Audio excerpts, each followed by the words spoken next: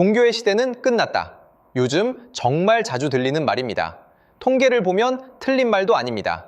그런데 인류의 역사를 아주 길게 펼쳐놓고 보면 이상한 사실 하나가 눈에 들어옵니다.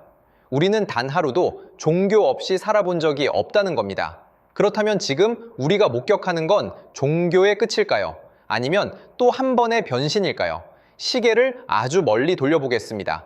수만 년 전 구석기 동굴에도 사람들은 벽에 그림을 그리고 죽은 이를 정성껏 묻었습니다. 보이지 않는 무언가를 믿고 의지한 흔적입니다. 그 뒤로 긴 시간이 흐르며 신의 이름과 모습은 셀 수 없이 바뀌었습니다. 해와 달을 섬기던 시대가 있었고, 수많은 신을 모시던 시대가 있었고, 하나의 신만 믿는 시대가 있었습니다. 그런데 그 모든 변화 속에서 단 한 번도 사라지지 않은 게 있습니다. 무언가를 믿고 매달리려는 인간의 마음입니다. 인류가 믿어온 종교의 형태를 쭉 늘어놓아 보면 한편의 긴 변신 이야기가 보입니다. 처음에 사람들은 바위와 나무와 강에 정령이 깃들어 있다고 믿었습니다. 다음에는 천둥의 신 바다의 신처럼 수많은 신을 모셨습니다. 그 뒤에는 오직 하나의 신만을 믿는 시대가 길게 이어졌습니다. 그리고 지금 우리는 그 어떤 신도 내세우지 않는 시대로 접어들고 있습니다. 매 단계마다 사람들은 이전의 믿음이 죽었다고 여겼습니다. 하지만 죽은 게 아니었습니다. 믿음은 그저 새 옷으로 갈아입었을 뿐입니다. 그렇다면 질문은 이렇게 바뀝니다. 인간은 왜 종교를 버리지 못할까요?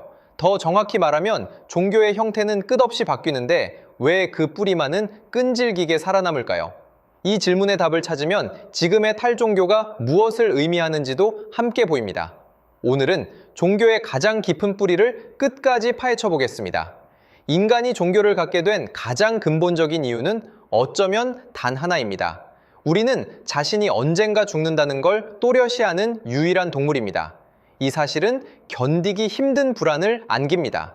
내가 사라진다는 두려움, 그리고 이 삶이 대체 무슨 의미가 있냐는 물음. 종교는 바로 이 견디기 힘든 질문 앞에서 인간이 만들어낸 대답이었습니다. 죽음을 넘어서 무언가가 있다고 믿을 때 사람은 비로소 오늘 하루를 버틸 힘을 얻었습니다. 왜 하필 인간만 이런 마음을 가졌을까요? 과학자들은 그 답을 우리 뇌에서 찾습니다.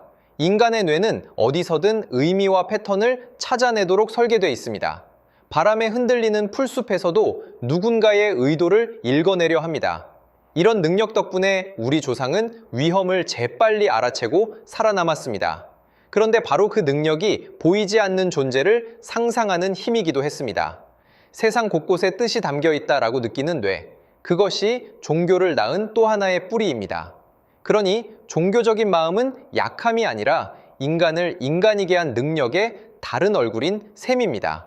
그런데 종교가 준 건 두려움을 덮는 위안만이 아니었습니다. 더 강렬한 무언가가 있었습니다. 종교학자들은 그것을 엑스터시라고 부릅니다. 우리말로는 황홀경 또는 자기 초월이라 옮길 수 있습니다. 좁은 나를 잠시 벗어나 나보다 큰 무언가와 하나가 되는 체험입니다. 깊은 기도 속에서 또는 간절한 의식 속에서 사람들은 자기를 잇는 그 순간을 맛봤습니다. 바로 이 체험이 종교의 진짜 심장이었습니다. 교리는 바뀌어도 이 황홀경을 향한 갈망만은 변하지 않았던 겁니다. 한 사회학자는 종교의 뿌리를 아주 흥미롭게 설명했습니다. 사람들이 한자리에 모여 같은 동작을 하고 같은 노래를 부를 때 개인을 넘어서는 거대한 감정이 솟구친다는 겁니다. 그는 이것을 집단의 들끓음이라고 불렀습니다. 함께 모인 사람들 사이에서 마치 전기처럼 흐르는 그 뜨거운 기운 말입니다. 그에 따르면 종교란 결국 이 집단의 열기를 신이라는 이름으로 부른 것이었습니다. 그렇다면 그 열기가 흐르는 곳이라면 어디든 종교의 씨앗이 있는 셈입니다. 굳이 재단이 아니어도 말이죠. 이 갈망이 본능이라는 증거는 지금 우리 주변에 가득합니다. 종교를 떠났다는 사람들이 정작 무엇을 하고 있는지 보세요. 누군가는 수백 킬로미터 순례길을 걷습니다. 누군가는 새벽마다 요가 매트 위에서 호흡을 가다듬습니다. 누군가는 명상 앱을 켜고 10분간 자기 안으로 들어갑니다. 또 누군가는 거대한 음악 축제 한가운데서 수만 명과 함께 같은 노래를 부르며 전율합니다. 형태는 제각각이지만 그 속에서 사람들이 찾는 건 똑같습니다. 잠시 나를 잇는 그 황홀한 순간입니다. 더 나아가면 우리는 일상 곳곳에서 종교의 흔적을 발견합니다. 좋아하는 가수의 공연장에서 사람들은 한 목소리로 외치며 하나가 됩니다.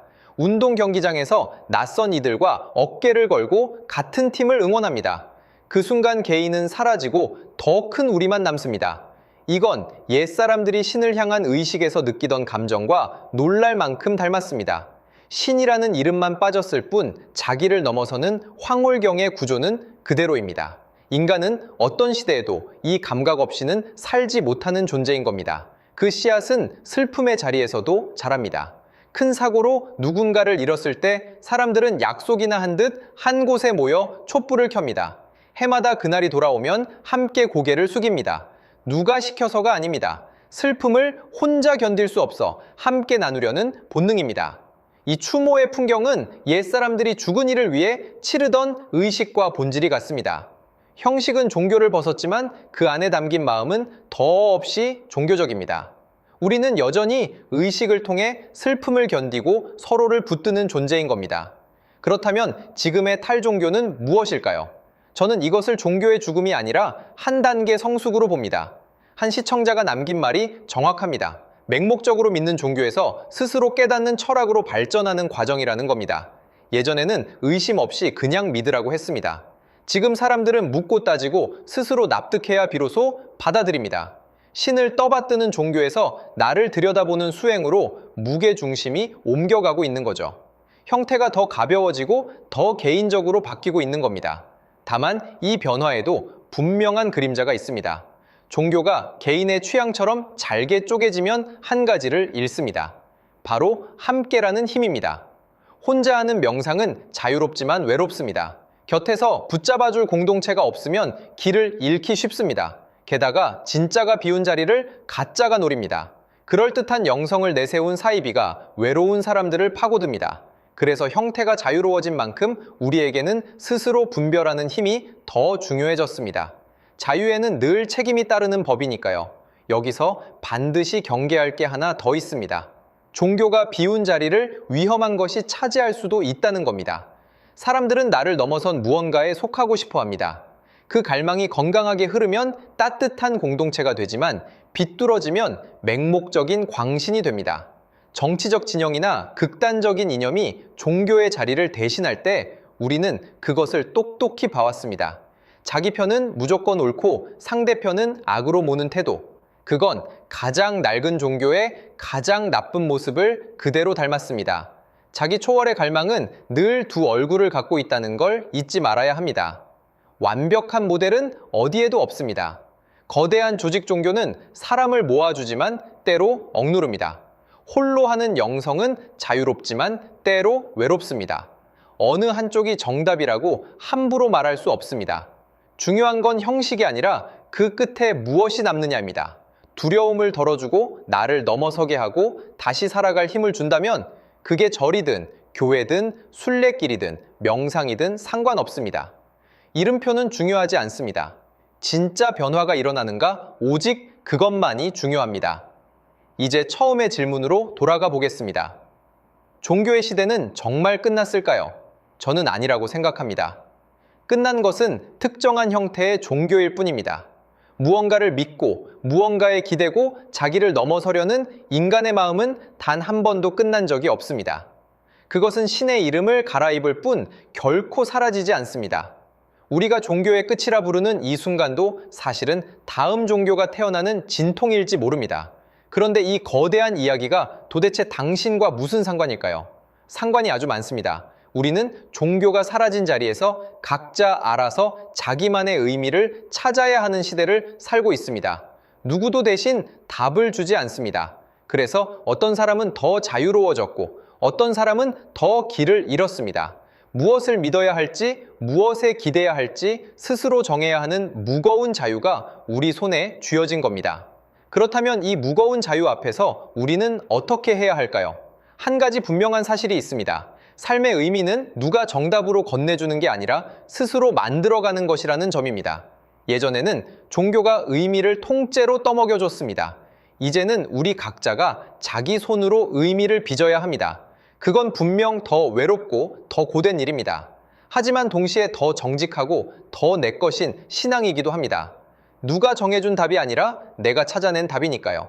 그래서 오늘 당신에게 한 가지 질문을 건네고 싶습니다.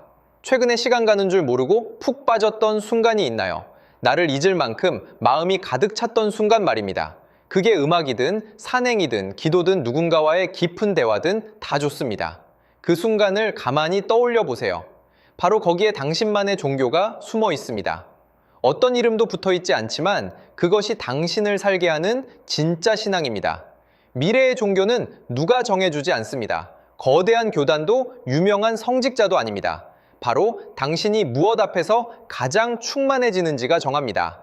그 대상을 찾아 정성껏 가꾸는 일, 그것이 이 시대를 사는 우리 각자의 신앙입니다. 형태는 사람마다 다 다를 겁니다. 그래도 괜찮습니다. 인류는 늘 그렇게 저마다의 방식으로 자기를 넘어서며 살아왔으니까요. 수만 년 전 동굴 속 사람들도 우리와 똑같았습니다. 두려웠고 외로웠고 그래서 무언가를 믿고 싶었습니다. 그 마음은 지금 이 순간 당신 안에도 그대로 흐르고 있습니다. 종교는 사라지지 않습니다. 다만 당신을 닮은 모습으로 다시 태어날 뿐입니다. 오늘 이야기가 당신만의 신앙을 떠올리게 했다면 구독과 좋아요로 함께 해주세요.